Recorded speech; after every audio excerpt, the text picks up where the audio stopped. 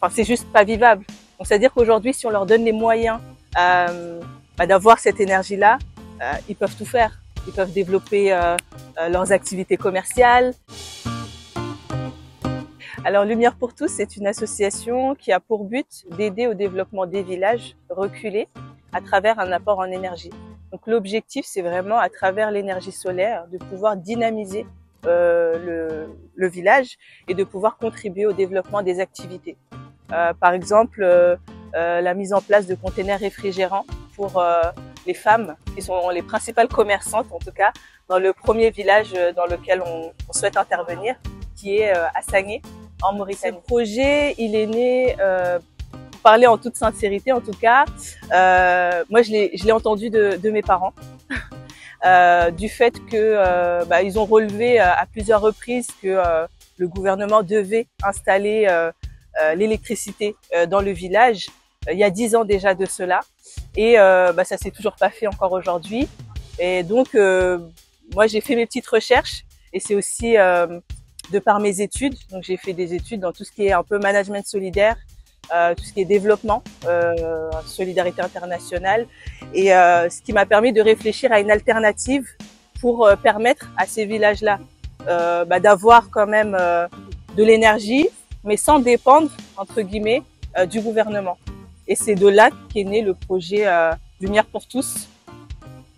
Donc on s'est rendu compte en fait qu'il y avait beaucoup de villages qui aujourd'hui étaient encore dans cette situation-là, qui ne pouvaient pas simplement brancher leur téléphone ou brancher un frigo ou avoir de l'eau fraîche en fait en été. On a pensé à l'énergie renouvelable parce que c'est celle qui est plus accessible, donc elle est peu coûteuse, et on va dire elle est facile d'accès pour ces villages-là qui sont la plupart du temps, quasi plus de la moitié de l'année, exposés en fait au soleil.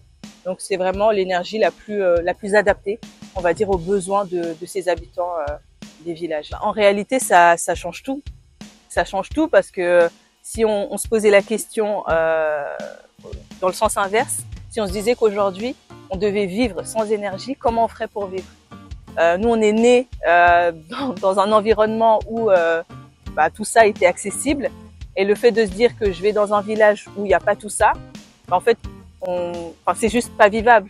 Donc c'est-à-dire qu'aujourd'hui, si on leur donne les moyens d'avoir cette énergie-là, ils peuvent tout faire. Ils peuvent développer leurs activités commerciales, ils peuvent développer, tout simplement, il y a une période, par exemple, dans l'année où en fait il fait nuit très tôt, et où les enfants, des fois, ne peuvent pas faire des cours du soir parce que la journée, ils sont en activité, ils font de l'agriculture, ils font d'autres choses, et donc ils prennent des cours du soir, et pendant toute cette période-là, ils peuvent pas du coup prendre ces cours-là. Donc juste ça en fait, permettre à des enfants d'avoir ces cours, à des femmes de pouvoir avoir des poissons frais qu'elles peuvent vendre au marché, d'avoir de l'eau fraîche pendant la période du Ramadan. Enfin, c'est toutes ces choses-là en fait.